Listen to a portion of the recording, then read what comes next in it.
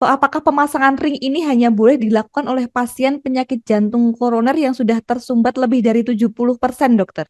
Iya, betul, Mbak. Jadi kalau pasiennya itu kurang dari 70% sumbatannya biasanya tidak dipasang ring. Ya, karena hanya dengan obat-obatan biasanya, jadi kita obat-obatan itu mencegah supaya sumbatannya tidak bertambah jadi 70% lebih gitu. Karena memang dari penelitian, kalau dia sumbatannya kurang dari 70% dipasang ring, dan sumbatan yang tidak dipasang ring kalau dia kurang dari 70% itu dari penelitiannya, angka mortalitas atau angka kematiannya itu sama gitu. Jadi daripada kita lakukan tindakan invasif, lebih baik hanya obat-obatan saja gitu. Jadi tidak semua sumbatan pada pembuluh darah jantung koroner itu harus dipasang ring, ya. Dan ada beberapa sumbatan yang tidak bisa dipasang ring, harus operasi gitu. Nah, ini nanti beda lagi, ya. Jadi kalau misalnya nih sumbatannya banyak atau sumbatannya sudah lama jadi sudah keras, jadi mau dipasang ring itu tidak bisa. Ya, itu harus operasi biasanya. Kemudian ada kelainan jantung lain, misalnya ada katupnya yang bocor, ada katupnya yang kaku. Nah, itu berarti katupnya harus diganti sekalian operasi untuk sumbatan pembuluh darah koroner tadi.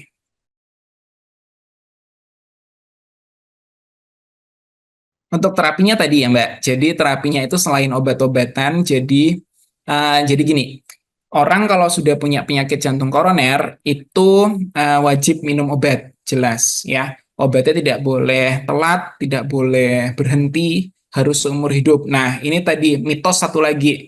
Ada yang bilang, dok, saya katanya tetangga kalau minum obat terus, obatnya banyak, nanti sakit ginjal. Nah, sering tuh pasien saya cerita kayak gitu. Jadi, kita minum obat karena Bapak Ibu sudah punya sakit jantung.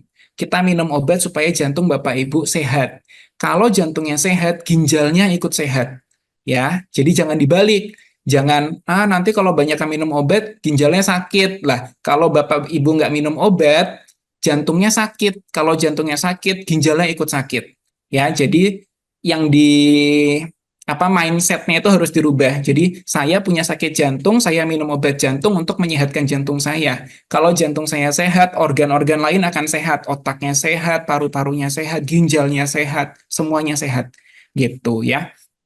Jangan Baik, sampai dokter. kebalik gitu. Soalnya banyak nih yang pasien-pasien, dok saya udah 3 bulan minum obat banyak banget, itu udah tak stop satu-satu. Lah, yang nyuruh stop siapa bu, pak gitu ya. Saya stop sendiri dok, takut ginjalnya sakit. Gitu. Nah, ini salah ya. Itu mitos gitu. Baik, Gitu. berarti obat ini sudah disesuaikan ya, dokter ya, dan Betul. tetap aman Jadi untuk ginjal juga ya, dok. ya, jadi penelitian untuk obat jantung ini kan sudah puluhan tahun ya Mbak ya. Kalau memang obat jantung ini berbahaya untuk ginjal, pasti sudah di stop seluruh dunia, nggak boleh diproduksi lagi obatnya gitu. Jadi jangan takut, obat jantung insya Allah aman untuk ginjal. Ya gitu. Baik, dokter. Dokter, apakah penyakit jantung koroner ini bisa sembuh total, dokter? Ya, jadi penyakit jantung koroner itu tadi saya bilang sumbatan pada pembuluh darah jantung itu hanya bisa hilang kalau kita pasang ring. Nah, kalau sudah dipasang ring pun itu obat harus tetap minum seumur hidup. Jadi kalau saya bilang apakah orang dengan penyakit jantung koroner bisa sembuh, itu saya bilang mungkin bukan sembuh ya. Eh, Mungkin saya akan bilangnya orang dengan penyakit jantung koroner kalau sudah pasang ring, sudah minum obat rutin teratur, pola hidupnya sudah jadi sehat, itu maka kualitas hidupnya akan sama seperti orang tanpa penyakit jantung. Jadi bukan sembuh, tapi saya akan bilang kualitas hidupnya akan sama dengan orang yang tidak sakit gitu. Jadi tetap bisa beraktivitas seperti biasa, tetap bisa olahraga, tetap bisa mungkin kalau yang sudah kakek nenek bisa nimang cucu, bisa gendong-gendong cucu kayak gitu. Jadi kualitas hidupnya akan sama seperti orang-orang yang tidak sakit jantung gitu. Baik, dokter. Nah, dokter, apakah penyakit jantung koroner ini bisa memicu komplikasi, dokter? Bisa, kalau tidak ditangani dengan baik, itu bisa menimbulkan komplikasi. Yang pertama, jelas komplikasi di jantungnya sendiri. Tadi saya bilang, pembuluh darah jantung, pembuluh darah koroner, itu dia memperdarahi otot jantung. Nah, kalau ada sumbatan, otot jantungnya tidak dapat nutrisi, tidak dapat oksigen, berarti kan otot jantungnya akan sakit, akan rusak.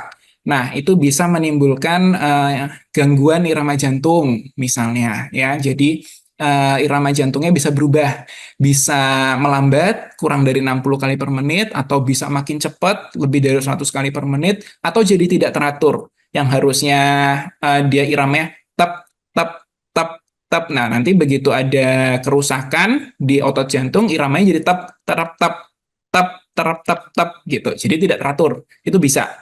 Ya, kemudian komplikasi berikutnya bisa ke ginjal. Ya, kenapa dok? Tadi fungsinya jantung itu adalah memompa darah ke seluruh tubuh, ke semua organ-organ tubuh. Kalau jantungnya sakit, berarti pompanya akan turun.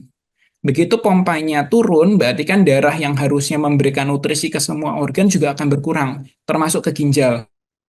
Nah, jadi sakit ginjal karena kekurangan darah ginjalnya gitu. Bisa ke organ-organ lain, termasuk ke otak, misalnya otaknya jadi seperti ada gejala stroke, itu bisa.